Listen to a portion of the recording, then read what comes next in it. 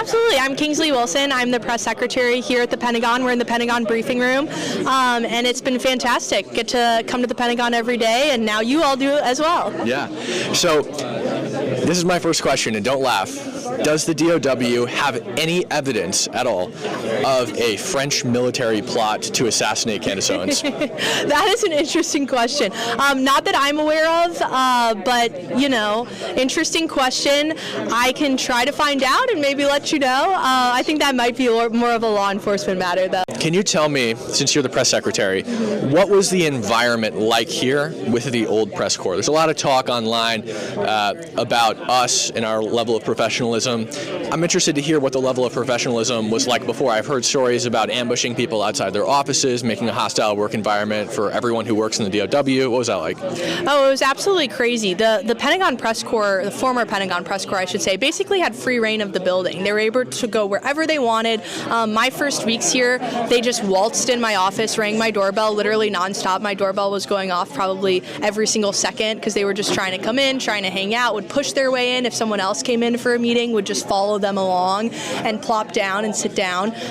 So they definitely had zero boundaries. And like you said, there were instances where they were hanging outside of the secretary's office, trying to see who he was meeting with, if they could eavesdrop and hear anything. They were doing the same thing to the chairman and to other officials, trying to do sort of congressional-style stakeouts. This is not Congress. This isn't the People's House. This is the Pentagon. There's some national security parameters we need to have in place. So there was a lot of unprofessional behavior that happened, unfortunately. But, now we've put some guidelines that are very common sense in place, and we think it's going to protect our warfighters and our national security, but also usher in a new era of transparency with all of you. In your mind, what is the purpose of the Pentagon press corps? Because it seems to be that a lot of people online, including the former press corps who have been tweeting at me, that the purpose of the press corps is just to gather classified information and release it to the public. It seems like that's, if you're an American journalist, you're not a Chinese spy. Like, why would that be the purpose of your job? How do you see it? Yeah, no, it's a great question. I think the most important thing for the Pentagon press corps is twofold: to hold the administration accountable. And we did not see that in the previous administration. Lloyd Austin went AWOL for a week. There was a disastrous Afghanistan withdrawal. And all we saw from the mainstream media was cover-up. No questions asked, and they didn't push back against what the administration was telling them. I even think back to more recent things of the Biden admin, like the Gaza pier that we paid billions for, and then it totally is dilapidated, doesn't work, and no one's asking tough questions about that. It's absolutely ridiculous. It's a waste of taxpayer dollars. So holding us accountable, I think, is very important, but also communicating to the American people all of the work we're doing and all of the work that our warfighters are doing every single day is a huge part of it, and that's why we wanted to engage new media like all of you and bring you here, because the only people that watch CNN are those who are forced to in airports, right? Now we've got people who actually have huge audiences, huge numbers of viewers, and we're able to get our message directly to the American people. We don't have to rely on the MSDNC filters anymore, and I think for this department that's going to be a huge win. Yeah. Okay, so this double tap thing is all over the news right now. I've seen a lot of former military personnel come out and say this happens all the time, like second strikes happen all the time. What is the official position of this from the Department of War? Is this a common thing, second strikes? Does this happen often? Have you guys had it checked with lawyers? Yeah, we've been working with our lawyers up and down the chain of command on every single one of the strikes that we've conducted, and they have said without a shadow of a doubt, all the way up the chain of command, that these are totally legal. There's absolutely no issue with them because the president designated these groups as designated terrorist organizations, and that unlocks a lot for us. Now we can engage in lethal and kinetic ways that we never could before. So there's no question that we have the ability to engage as we have been, and all of our commanders on the ground who are entrusted with a lot of these in real-time decisions make great calls, and the Secretary stands behind them 100%. Admiral Bradley is absolutely fantastic, former SEAL Team 6 commander.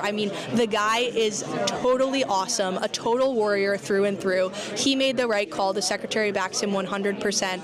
And I think the mainstream media now, after getting fact-checked by the New York Times, of all people, is starting to lose the wind in their sails on this narrative. The American people, at the end of the day, voted for President Trump to dismantle narco-terrorism and to stop these deadly drugs from coming into the country, and they're proud to see what the department's doing. Okay, I've got two more questions for you. This one's still related to the double tap thing.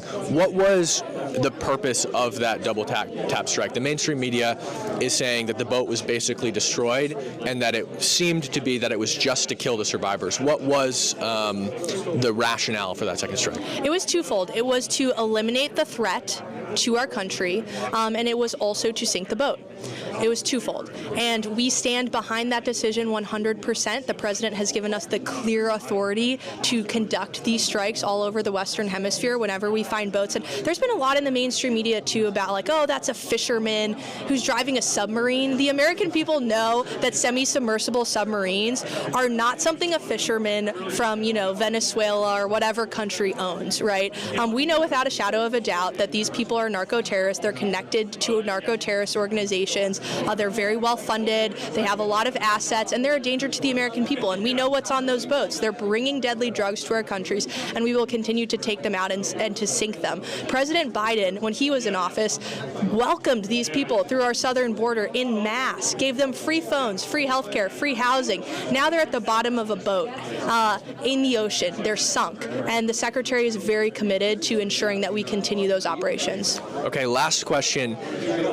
The mainstream media is running with the argument that the boat at that point was no longer a threat to national security. What is your point of view on that? Can you speak to that a little bit? So I can tell you, that our commander, Admiral Bradley, who was the actual person that, gave the order to conduct that second strike, made a decision in real time that still was a threat, and that the boat still posed a threat to the American people, and he made that decision to take it out and to conduct the follow-on strike, and we agree with him 100%. The Secretary has told me many times that he would have made the exact same call, seeing all the evidence, and I think the American people can be very confident in our decision-making process and know that these strikes are not something that we just do willy-nilly. They're very targeted, and we have a lot of intelligence confirming, so we know exactly who we're hitting, and we will continue to do that for every single one going forward. Yeah, thank you so much, Kingsley. Thank you so much.